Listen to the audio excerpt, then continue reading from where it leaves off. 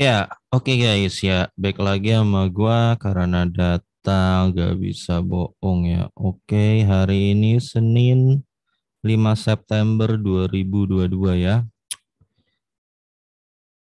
IHSG hari ini hijau 0,86% ya. Ternyata meleset prediksi yang mengatakan bahwa hari ini IHSG bakal merah karena kenaikan BBM Sabtu kemarin ya. BBM naik 30% ya. Tentu secara logika orang wajar akan memprediksi merah ya, tapi ternyata tidak terjadi. Ya, it didn't happen today, nggak terjadi hari ini. Ya, itu adalah bukti bahwa investasi itu menurut Peter Lynch, lu udah deh abain aja semua isu-isu eksternal. Ya, seperti itu ya, BBM naik. Penting boleh, tapi jangan sampai lu jadi terlalu takutan gitu. Ya, lu udah mulai fokus kepada perusahaan itu sendiri, kinerja perusahaan itu ya dari laporan keuangannya. Lu abain isu-isu kayak gitu karena nggak ada yang bisa menjamin IHSG itu naik atau merah. Nggak ada yang bisa menjamin dengan tepat. Nggak ada guys ya. Oke, hari ini gue mau curcol santai aja guys ya. Kita ngobrol santai-santai aja.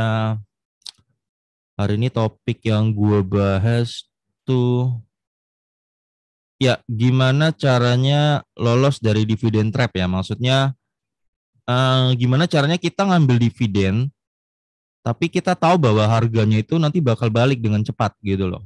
Ya, ya, ini semoga video gue ini bermanfaat ya nanti buat lo yang mungkin baru buka minggu depan lo baru join di dunia saham. Atau mungkin buat orang-orang yang mungkin baru buka video ini bulan depan, habis video ini diupload, atau tahun depan, atau 2 tahun lagi, atau 3 tahun lagi, gue rasa video yang gue bakal curcol sekarang bakal bermanfaat terus ya.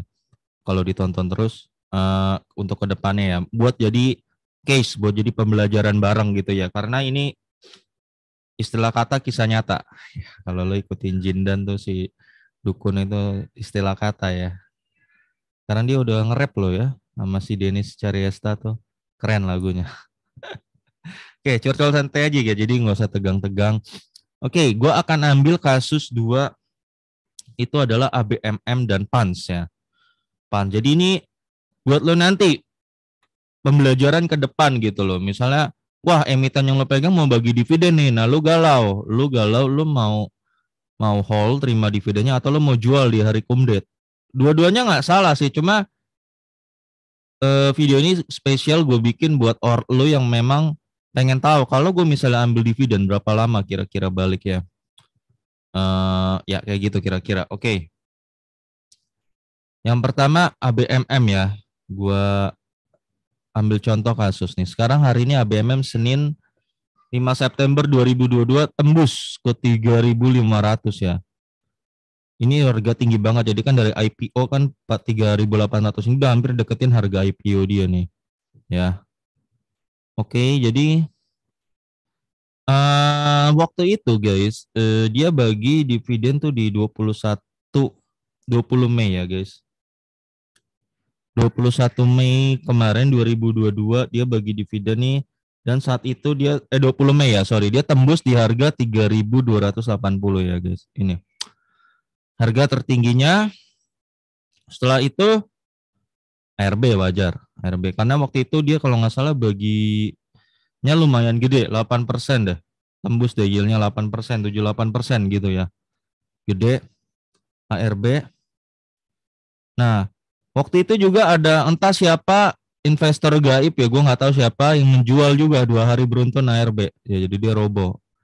Ya, di sini ditambah sempat ada market crash juga, jadi robo sempat robo sampai titik terendah ya. 2.100 sempat tuh. Ya, roboh ABMM roboh gede banget. Nah, sekarang di tanggal 5 September ABMM bahkan melampaui eh, harga terakhir kumdet ini ya. Jadi dari Mei, Juni, Juli, Agustus, September ya sekitar belum nyampe 5 bulan lah. Belum nyampe 5 bulan ABMM kembali harganya dan bahkan melewati ya. Melewati harga kumdetnya. Nah, pertanyaannya dari waktu itu ya, gimana sih caranya kita biar cukup yakin ya ketika pas lu di hari ininya tanggal 20 Mei, lu cukup yakin lu terima dividennya dan lu akan yakin ini bakal balik. Standarnya apa? Nah, ya. Standarnya itu kalau dari gua ya guys, kita buka nih laporan ABMM ya. Standarnya itu gampang ya guys. Standarnya itu lo harus pastikan bahwa ekuitas per tahunnya itu dia lagi tumbuh bagus. Ya. 10-20% ya. Sebisa mungkin semakin gede semakin bagus. Nah, saat ABMM ini dari kuartal 2 ya, dia naik 56%. Ya. Ini udah secara ekuitas nih angka yang gila guys. Jadi dari ekuitas ini aja ya, kita udah tahu ini perusahaan bakal bertumbuh. Ya. Dari sini kita udah dapat lumayan sedikit indikator ya, salah satu indikator bahwa ini harga akan balik. Pertama, ekuitas. Ya. Ya, bertumbuh. Dan ABMM memenuhi kriteria itu kan, bertumbuh 56%. Ya. Kedua, standarnya adalah labanya harus bertumbuh dan kalau bisa gede. Ya, kalau bisa gede. Nah, kita lihat labanya ABMM nih. Ya. Dari 810 miliar ke 1,4 M ya. Naik 75%. Ini kan gede banget ya guys, naik 75%. Nah, dari naik gede ini aja kita udah tahu. Indikator pertama kan ekuitas ya, indikator kedua tadi laba. Udah terpenuhi ini dua ya. Indikator 3 dia harus rutin membagikan dividen dan gede. Ya. ABMM itu termasuk yang rutin ya guys, membagikan dividen dan gede. Waktu itu dia bagiin 767 ya. 267 ya. Dengan yield 32% dan DPR 34%. Sehingga kalau lo melihat ini potensi IPS-nya ABMM sekarang punya 517 dan lo berpotensi dia tembus 1034, maka nanti next dia akan bagiin 351. Berarti lebih gede dari tahun kemarin. Sehingga lo bakal dengan sangat yakin ya, sudah 3 indikator ini terpenuhi ya, ekuitas, laba gede dan rutin membagikan dividen dan dividennya gede, maka lu akan cukup yakin guys ya bahwa harganya akan balik. Pasti. Ya, pasti balik. Ya nggak tahu kapan tapi pasti balik. Ya. Jadi tahun depan kemungkinan dividennya ABMM adalah 351 dengan yield sekitar 13%-an ya. Oke, 13%-an ya. Ini data dari gua ya. 13%-an. Dan memang belum nyampe 5 bulan dia udah balik. Ya guys, udah balik dan bahkan melewati ya.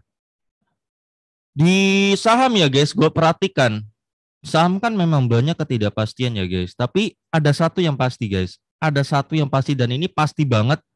Sehingga lu harus bisa ambil faktor ini, ya ambil indikator ini gitu supaya lu bakal yakin harganya balik. Ya, indikator itu adalah dividen guys ya. Jadi dividen itu adalah sebuah kepastian bahwa nanti harga saham akan bergerak ke arah sesuai dividennya. Kayak gitu guys. Ya. Contoh ya. Games ya. Games kan mau bagi dividen kan. Ketika orang tahu Games mau bagi dividen interim RP500 itu harga langsung terbang dari 6.000 ke 8.000. Ya guys ya. 6.000 Games dari 6.000 nih ketika dapat info mau bagi dividen RP500 interim ya. Dividen interim langsung naik ke 8.000. Ya. Jadi di dunia pasar modal kita guys, di Bursa Efek Indonesia ini ya, satu hal yang pasti itu adalah dividen. Ketika dividen gede, dividennya gede, orang akan berbondong-bondong masuk ke sana guys. Orang akan berbondong-bondong masuk ke sana sehingga menyebabkan kenaikan capital gain. Dari situ. Nah, jadi intinya ketika lu membeli sebuah perusahaan yang histori dividennya jelas dan gede, maka lu dapat jaminan ya. Maka lu dapat jaminan bahwa dia harganya nanti akan kembali menjelang-jelang pembagian dividen. Menjelang-jelang itu dia akan back ke sana. Bahkan kalau hoki sebelum itu pun lu udah balik. Ya. Makanya waktu itu di ABMM pun gue ambil dividennya. Dividennya 8%. Jebol kan. Wah, jebol terus nih, jebol terus ya akhirnya baik lagi. Ya. Hanya cukup lu perlu bersabar aja guys. Dari sini bersabar. Justru harusnya lo waktu itu akumulasi di sini nih. Lo harusnya akumulasi dan sekarang lo cuan banyak pasti. Ya. Jadi dari ABMM sendiri kan karena dia mau bagian sekitar berapa kalau di hitungan gue 3.351 kan, maka kan gue dapat harganya kan kali 10 ya. Nah ini harganya ABMM menurut gue nih ya. Maka ketika gue tahu ABMM harga di sini dan dia waktu itu jebol dari sini sampai ke sini ya, gue nggak panik karena gue tahu dia akan back, suatu hari akan back, nggak tahu kapan. Nah ini dari case-nya ABMM. ABMM dia balik hanya dalam waktu kurang dari 5 bulan. Sebenarnya harusnya dia bisa balik cepet guys, tapi karena waktu itu ada market crash berkali-kali guys. Juga ditambah entah ada siapa nih yang jualan 2 hari nih, ya sampai RB 2 hari, ya nggak tahu siapa. Jadi ABMM tergolong cukup apes waktu itu ya, sehingga tertundanya cukup lama. Nah ini case pertama ABMM ya, sekarang udah balik ke lewatin bahkan harga kumdate-nya. Case kedua adalah gue akan ambil PANS ya. Ini PANS ya guys. Saham PANS, Panin Sekuritas. Kemarin dia itu sempat di bagian dividen yieldnya 10%. Tanggal 21 Juli. 21 Juli ya.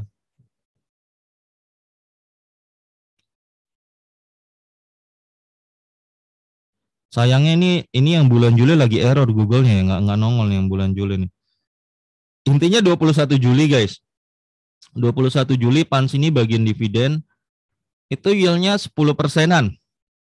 10%-an ya. Dan saat itu harganya gue lupa karena ini error nih Google-nya, jadi nggak tercatat di bulan Juli nih, 21-nya nggak ada nih di sini nih. Itu kalau gue nggak salah 1.650 lebih lah, atau berapa gitu ya, 1.640 ya.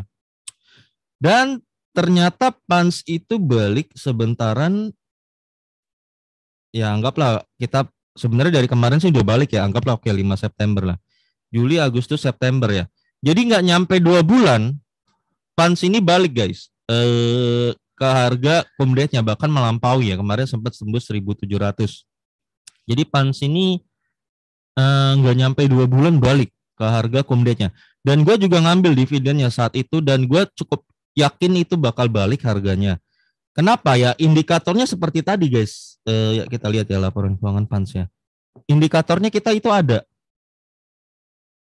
Wait.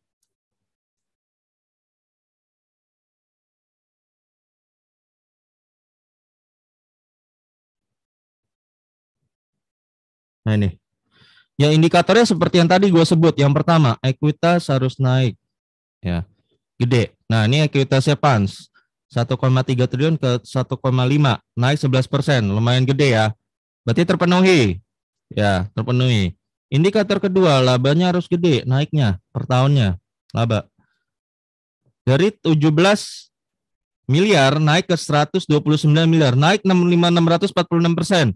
Ini gede banget loh guys, 640%. Sehingga indikator terpenuhi. Nah, indikator ketiga adalah emiten ini harus rutin membagikan dividen dan besar. DPR-nya ya, termasuk yieldnya. PANS adalah emiten yang rutin membagikan dividen guys ya. Nih, rutin membagikan dividen dan DPR-nya besar 70%-an ya. Maka berpotensi PANS tahun depan dia bagiin 252. 252 dia baginya. Kalau 252 maka harga harusnya PANS adalah segini. Ini kalau bagiannya 252 ya. 5.040 guys. Nah, dari sini. Nah, dari sini indikator ini udah 3 ini gue udah terpenuhi guys ya. Ini 252 kan kalau 71% lah. Oke, anggaplah 50%, 179 aja. 179 lo kali 10 ya. Lo kali 10 berarti 3.580 ya. Nah, dari sini aja guys, gue tahu PANS masih di bawah harga ya. Waktu itu kan sempat 1.500 ya.